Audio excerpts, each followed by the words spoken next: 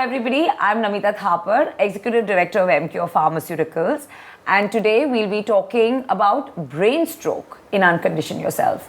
This is a condition that very few really know the symptoms, the diagnosis, and every time you say stroke, people think it's a heart attack, whereas a brain stroke impacts one person dies of brain stroke every 20 seconds in our country.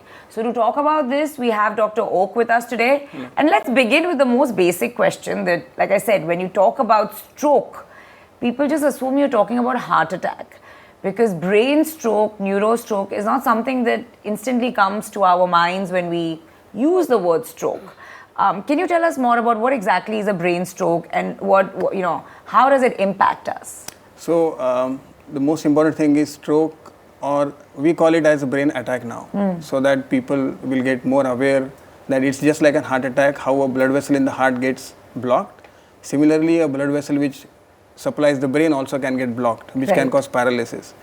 The biggest problem is that stroke is not painful, like a heart attack is painful. Patient will get pain, so immediately he'll seek a doctor. Correct. Whereas stroke causes negative symptoms. It will cause weakness, and as a human tendency, when there is no pain, we ignore the symptom. So they really don't take into account that they have become weak on one side, and then they lose that precious time where they need to reach the hospital. What is that precious window? That window is of 4.5 hours. So if a patient of stroke reaches to us within first 4.5 hours, we can give aggressive treatment so that the deficit can be reversed completely and he can get back to his normal life or her normal life. Now stroke can occur because of two things. One is occlusion of a vessel because of a clot. Correct. Or sometimes the vessel ruptures and it can cause bleeding in the brain. So it's very important that a stroke patient should come to a stroke ready hospital and not to any nursing home or any smaller hospital where they can be diagnosed correctly that they have a paralysis, but they will never come to a conclusion unless they do a CT scan at some different center or an MRI at a different center, and then they lose that precious window. So they should reach to the stroke ready hospital. What causes a stroke? So there are risk factors for stroke, like how we have risk factors for heart attack, we have risk factors for a brain attack or a stroke.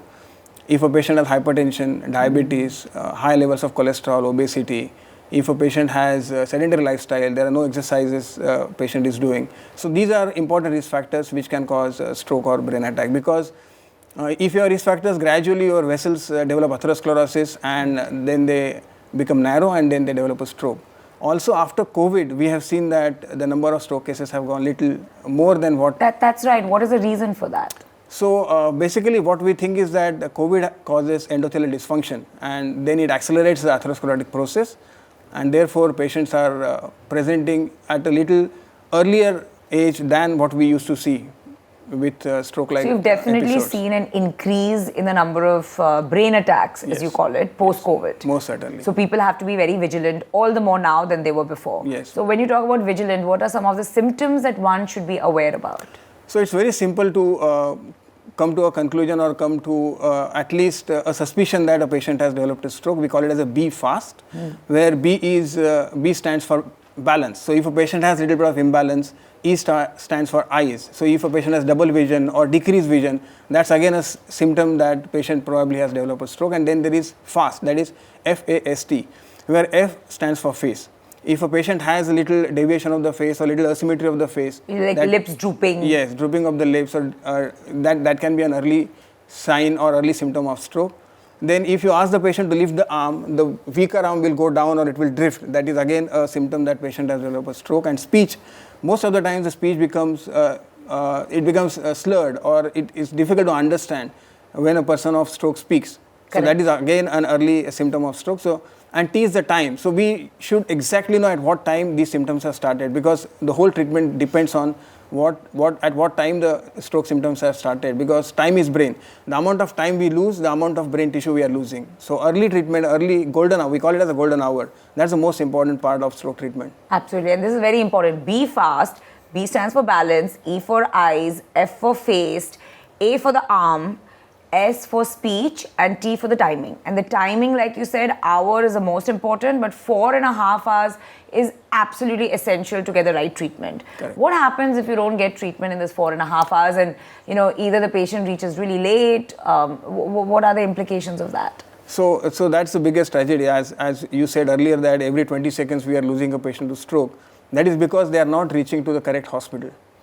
If you don't reach a correct hospital in that golden hour, then we don't have significant treatment to reverse the deficit. Once the infarct sets in, then it's only physiotherapy and preventive treatment. But curative treatment is there if you reach in that window.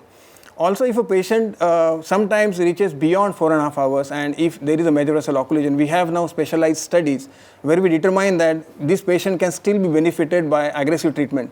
So as you know that for the heart, we do an angioplasty and we put a stent in the heart vessel. Right. Similar treatment we are doing for the brain vessels also, which many are not aware. And this treatment can be offered up to 24 hours. But this is not a blanket, that this is not a treatment available for each and every patient. We select the patient based on the scans, based on the neurodeficit of the patient, and those patients can be treated aggressively by this endovascular treatment, where we can again reverse the neurodeficit. Got it. Now coming back to the diagnosis, when you said the hospital has to be brain stroke ready. As a lay person who doesn't even know that there's something called brain stroke and what the symptoms are, let's say God forbid it happens to you or your loved ones, how do you figure out which hospital in your vicinity is brain stroke ready? What does it mean? So usually in Mumbai, the tertiary care center, most of the tertiary care centers are stroke ready. So what we call, or when we call a hospital to be stroke ready, that means this hospital has a good emergency care services. They have CT scan, MRI in-house, which is functioning 24/7. We have a cath lab, we have a stroke neurologist, we have an interventional neurologist. So everything, when it is available 24/7, all 365 days, a patient coming to the hospital at any point of time, he can be diagnosed correctly and he can be treated correctly. If a patient comes to our hospital and if it is suspected stroke, we activate a code called as code white. So once the code white is activated, 35 people in the hospital get a call that there is a suspected stroke patient. 35? Yes, including the security, including our staff sister, including our ICU in charge, including our residents, including our radiologist, including the stroke specialist. So everybody is aware that a stroke patient has come to the hospital. So immediately that patient is wheeled into the MRI. If the MRI machine is busy, some other patient's MRI is being done, that patient is taken out, requested and taken out of the gantry, and we shift the stroke patient for the MRI or CT scan. Once the imaging is done, we immediately decide what treatment is to be done. So all this is done within first 30 minutes. We call it as a door to needle time or a door to puncture time. So everything is done within 30 minutes. And that is what we call it a stroke ready hospital. Besides, if you take this patient to a nursing home, the diagnostician or a doctor will give an excellent diagnosis that this patient has a paralytic attack, but he will not be able to tell you whether it is because of the occlusion of a blood vessel or whether it is because of bleeding in the blood vessel, bleeding in the brain. For this, he has to do a CT MRI. Now, in a smaller place, you may not be having CT scan or MRI, so the patient has to be sent to a diagnostic center. The report will come next day or in the evening. So you are losing that important window. Absolutely. So your patient will be diagnosed correctly, but he will not be offered a correct treatment. That's why a patient should come to a stroke-ready hospital. Very true. When you're talking about treatment, and you said there are two basic types, there's either occlusion, which is blockage, or then there is a rupture, right? What would be the treatment in these two cases? So what happens is that sometimes if you develop chest pain like a heart attack, you call your doctor and they'll tell you that give this patient blood thinners immediately, like aspirin or clopidogrel. Correct. In stroke, we don't know whether it is because of the bleeding or whether it's because of the clot. So there is no first aid in stroke. Patient has to come to a hospital. We have to do a CT scan or MRI, because even if it's a bleeding, patient will develop weakness. Even if it's an occlusion of a vessel, patient will develop similar kind of weakness. So unless we do a neuroimaging, we will never come to know whether we should treat the patient for an occlusion or for a bleeding. And the occlusion or the blockage is always because of a clot. Yes. Right? Yes. And the rupture is just the nerve itself has... Yes, it's because of the weakening of a blood vessel, which sometimes causes a ballooning of a blood vessel, which we call it as an aneurysm. And then it ruptures and causes bleeding on the surface of the brain or sometimes into the brain parenchyma. Got it. And how would you treat these two? So if it's a stroke and because of a occlusion of a blood vessel, we give a clot busting injection, which is given in first 4.5 hours. We apply a strict criteria which patient should receive. And if it is a major vessel occlusion, sometimes, as I told earlier, that we take the patient to the cath lab, we puncture in the groin, we go up to the blood vessel which has that clot, and then we remove the clot by doing a procedure called as thrombectomy. And if a patient has ballooning of a blood vessel, sometimes which ruptures, we call it as an aneurysm.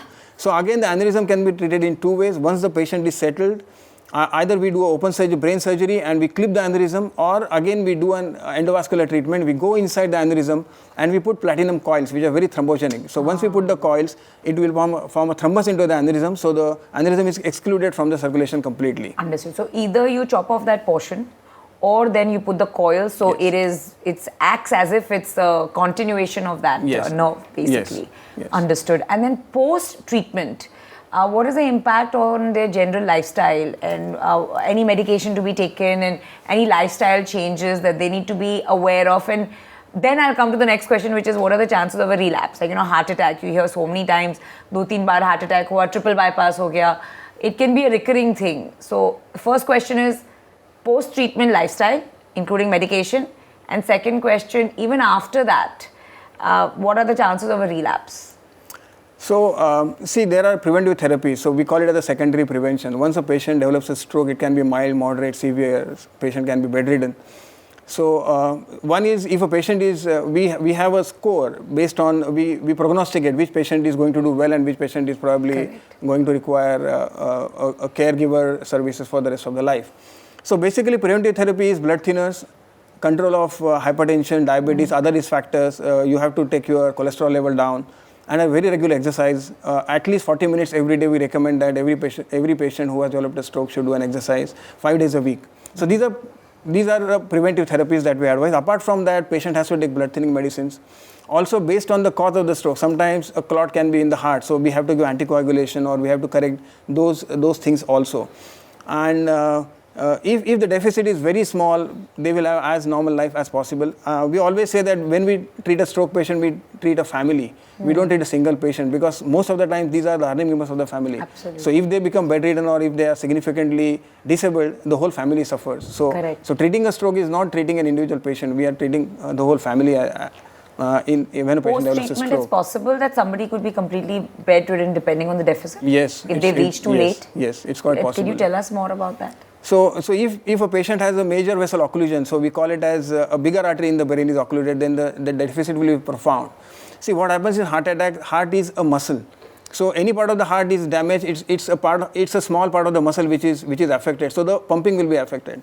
But brain, every part of the brain has a different function. For example, my left side of the brain is important for my power in the right side, my language, my speech, my understanding, comprehension, calculation. Correct. Whereas my right side of the brain is important for my dressing sense, my orientation in space. So if a patient's left side is damaged, probably he will not be able to communicate, he will not be able to understand. Whereas if a patient's right side is damaged, he will not be oriented in space.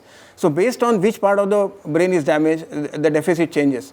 So when there are left-sided strokes, they are always very severe, and they will always cause significant damage to the person who suffers from left-sided brain attacks. Okay, got it.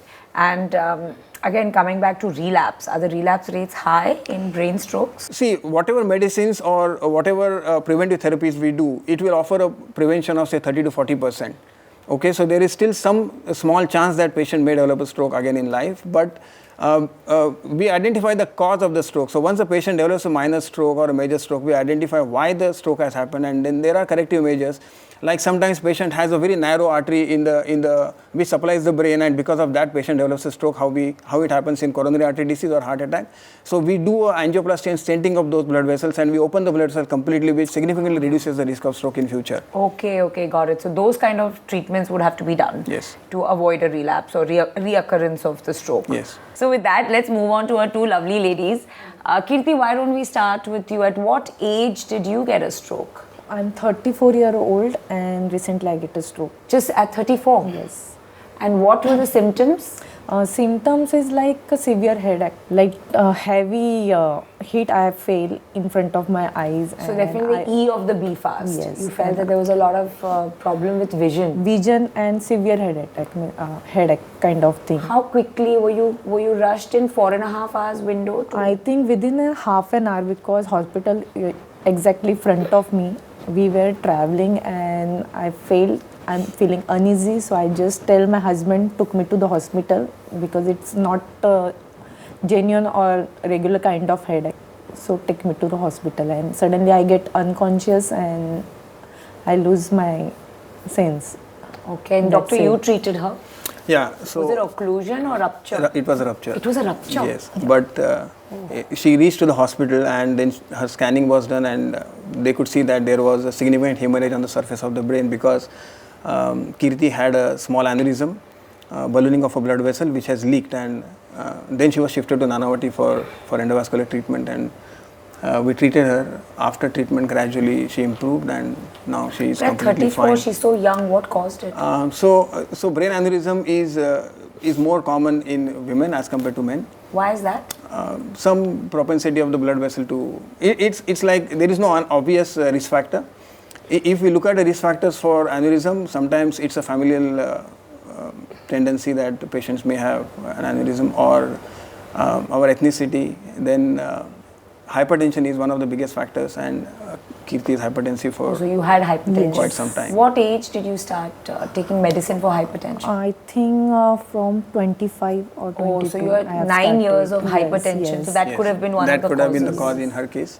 But luckily she had only one aneurysm, other blood vessels were normal, and we treated her and she responded very well to the treatment. Okay. What has doctor told you in terms of lifestyle changes? I think he told don't take attention, take your BP tablet regularly, kind of thing. Because initially I was ignoring because So maybe because she wasn't taking Yes, regularly, it was regularly. uncontrolled hypertension. Yes. That led to this. I think that's a very strong message to everybody because hypertension is so common in our country. And a lot of people don't take it on a regular basis. Yes. Which They leads to take massive it for swings. a granted kind of thing. Nothing will happen to me. That's But a very after good point, Yes, Kirti. after this situation, I just come to know that is very important. Your body is your only asset. You have to treat it well. So I think that's a very important message you've given. आता let's move on to आजी, तुमच्या बरोबर बोलू आपण जरा. चालेल चालेल. तुम्ही सांगा काय झालं एक्झॅक्टली. माझी सर्जरी मला जानेवारीच्या 8 तारखेला रात्रीचे 3 वाजले होते. मी बाथरूमला पलंगावरून उठले आणि उभे राहिले नेहमी प्रमाणे. अशी बाजूला माझी नात अशी मोठी गादी टाकून, मोठी लांब गादी टाकून त्याच्यावर बसली. ती पण बाथरूमसाठी उचली. मी आपली उभी राहिली, स्लीपर पायाला घातली, साडी घालते मी घरी. तर मी साडी घातली पण तो पाय माझा हा अचानक त्या साडीमध्ये गुंडाळला गेला असा पाऊल टाकताना. तर मी त्या गादीवरच पडले. तर लगेच त्या मुलींना मम्मी मम्मी पप्पा पप्पा आजी पडली आजी पडली. लगेच ते धावत आले. डॉक्टरला फोन लावा डॉक्टरला फोन लावा. आणि लगेच मग मला मी म्हटलं नको, मला काही झालं नाही, काही लागलेलं नाही, व्यवस्थित आहे. पण त्यांनी ऐकलं नाही. त्यांनी लगेच मला व्हीलचेअर काढली. माझी नात हे ते उठवण्याचा प्रयत्न मला केला. पण मी थोडी मग अशी घाबरल्यासारखी झाली असेल ना, कशी पडले म्हणजे अशी घाबरले नाही. पण मग मला असं उठवण्याचे हे तर मला हे थोडंसं असं वाटलं खादा काही हे होईल. In her case, if say for example if she wouldn't have reached at night and if she would have come in the morning, probably physiotherapy would have been the only treatment. She was extremely altered. She wasn't understanding what we were talking to her when she came to the hospital, and she would have been probably bedridden. With a tube to feed her, she wouldn't have been able to take आणि food look at her orally. now. आता कसं वाटतंय तुम्हाला आजी? आता तर छान वाटतं. आणि सगळं पहिल्या सारखं आहे की असं काही वेगळं? नाही वेगळं बिगळं काय नाही, पहिल्यापेक्षाही बेटर. पहिल्यापेक्षा बेटर. हो. That is wonderful to hear. Wonderful to hear. And I think this is such a great story because, like Doc said, had she not reached on time and had she not been treated on time, she would have been bedridden at the age of 83 with a tube to feed her. And with this, we end another informative and very interesting session of Uncondition Yourself. Thank you very much. ढूंढने है वो निकली तकदीर अपनी उजली, इल्ली ने मन में ठाना है बन के उड़